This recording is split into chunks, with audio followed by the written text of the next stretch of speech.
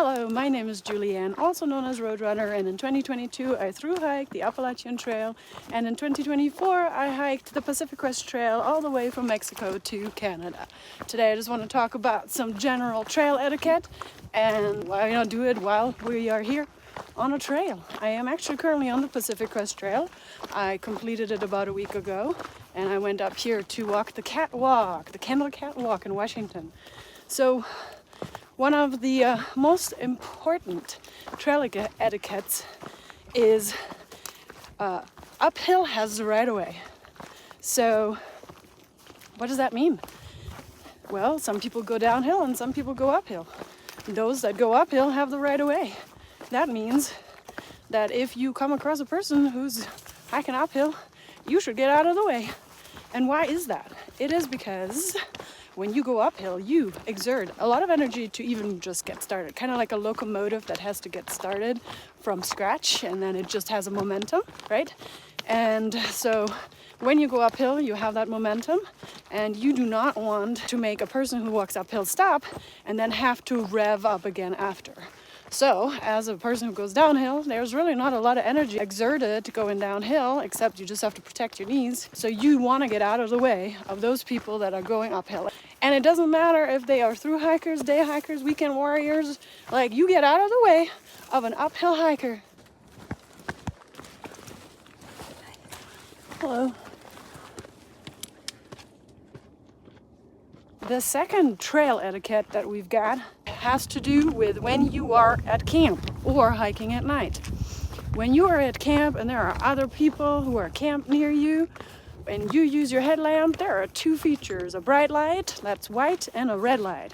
And you are to use the red light because the red light is least disturbing and the bright light is actually really rude to use around other campers. Now, the same thing as when you're night hiking.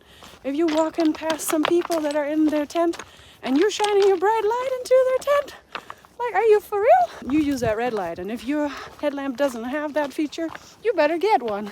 There are some really nice cheap headlamps that have both features, and if you want to camp overnight, like, you need to have both features. That's just, you just have to. Another piece of trail etiquette happens also while at camp. Well, first thing, quiet time is sunset. When the sun goes down, that's when it is hiker midnight. That means people want to try to sleep. Now that's different depending on what time of the year, right? It could be at 6:30, 5:30, 7:30. It's always when the sun sets. It's not at 10 p.m. So when it's hiker midnight, that's quiet time. That means you are not to scream talk in your tent.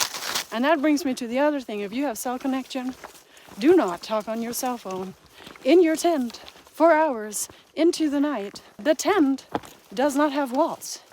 We can hear everything. And also, even more so, well, first of all, don't even be on the phone. But if you are on the phone, do not have the phone on speaker so that we can hear the entire conversation. That is the other trail etiquette right there. Don't do that. Next trail etiquette point is letting faster people pass you. If you walk on a trail and you have somebody behind you who's much faster, you should let them pass you. Some people, they are so upset that somebody's faster than them, they block the trail on purpose.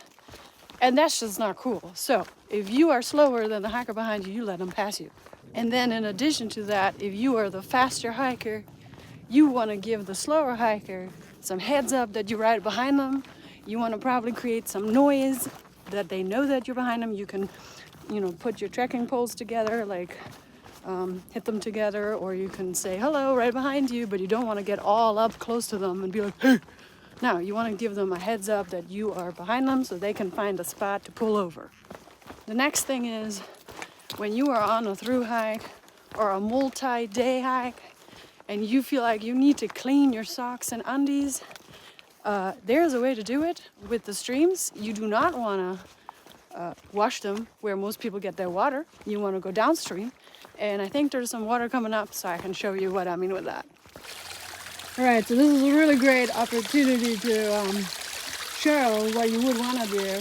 So this seems like a really great spot to get water.